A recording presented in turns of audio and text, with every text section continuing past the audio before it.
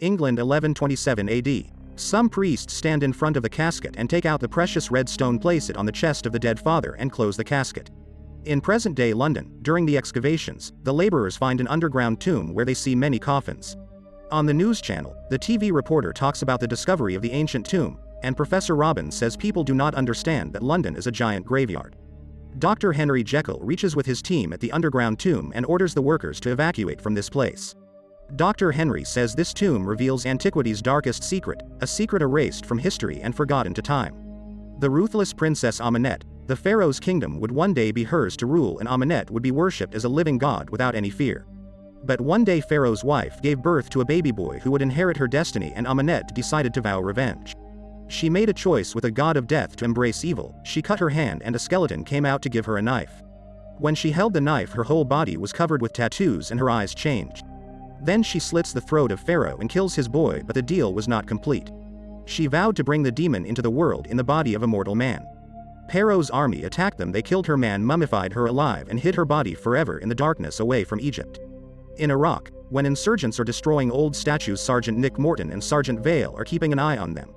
They work for Dr. Henry. Nick looks at the map, sees the location of Haram, and tells Vale to go down. Vale tells him that I ain't want to go with you because Haram is a curse, but Nick says here Haram means treasure and Dr. Henry wants it badly and pays him double. When they arrive in the village, the insurgents fire on them and they are trying to escape from there.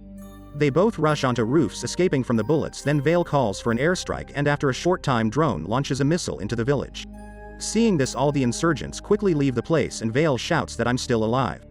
The earth crumbles, breaking the roof, and they both fall in a large hole. Diggs shows them the statue of Amanet. Colonel Green arrives and asks Nick about the airstrike. Nick tells him when they came to the village they found out that the villagers had long since evacuated. Colonel becomes angry and says you both run all over Iraq, but not for hunting enemies, only to hunt antiquities for selling in the black market. A girl, Jenny Halsey, arrives and slaps Nick's face, asking him about the map that he stole from Jenny. Nick refuses and says I didn't steal anything from you and I don't know about the map.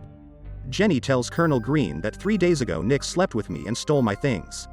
Jenny sees the Amanet tomb and requests the Colonel to go inside the hole. Colonel gives her 2 hours and orders Nick and Vale to go inside with her.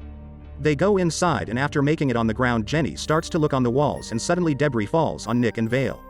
After that, mercury drops falls on Nick's hand and Jenny says ancient Egyptians use it to trap evil spirits. They go ahead to see a ritual well where Thins are standing to protect it. Jenny starts recording while Nick and Vale start stealing gold, and when Nick tries to steal, Jenny sees and stops him. Soon Jenny understands that it's not a tomb, it's a prison. Nick shoots over the rope and Ahmenet's coffin comes out from the well. A bunch of camel spiders begin crawling down from the walls. Vale shoots at them, but he gets bitten in the neck, though Nick claims they are not poisonous.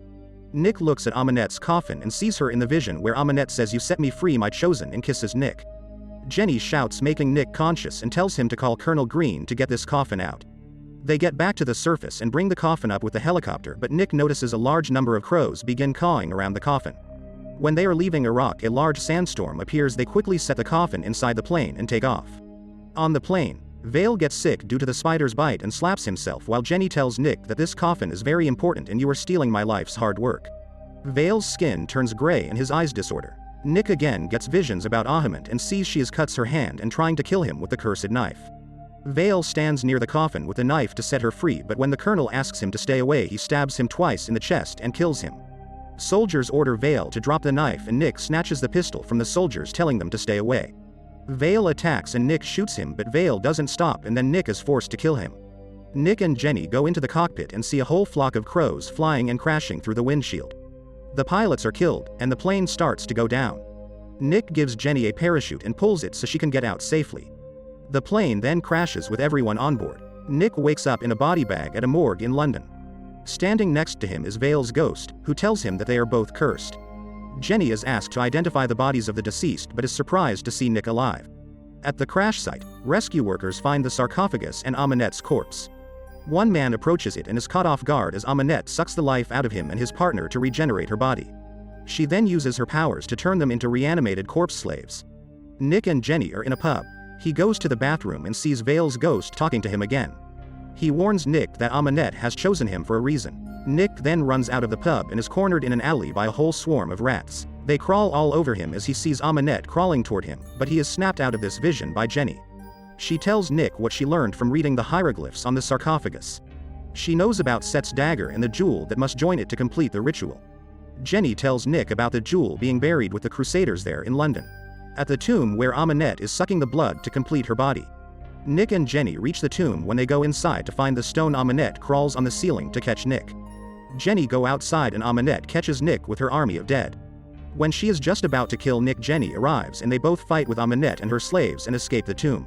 They ride through the woods in a van and are chased by Amanet and the undead. An undead slave crashes through the windshield and causes the van to overturn and roll down a hill. Amanet tries to get Nick, but she is shot with a hook and is taken down. A whole team of men show up to rescue Nick and Jenny. The two were taken to Prodigium, a facility located beneath the Natural History Museum of London. As Nick walks through the hall, he sees a number of artifacts, including a skull with fangs, Dracula, and a scaly forearm, creature from the Black Lagoon. Nick meets Jekyll, who begins to explain what he knows about Amanet and the forces of evil out there. Their facility is dedicated to uncovering dark forces and containing them. Amanet is chained up and is subdued with mercury being pumped through her body. Nick approaches her and listens to her talking about the ritual she attempted to perform on her lover. She tries to sway Nick by saying he would have complete control over death and become a living god if he joined her. Nick returns to Jekyll's office with Jenny.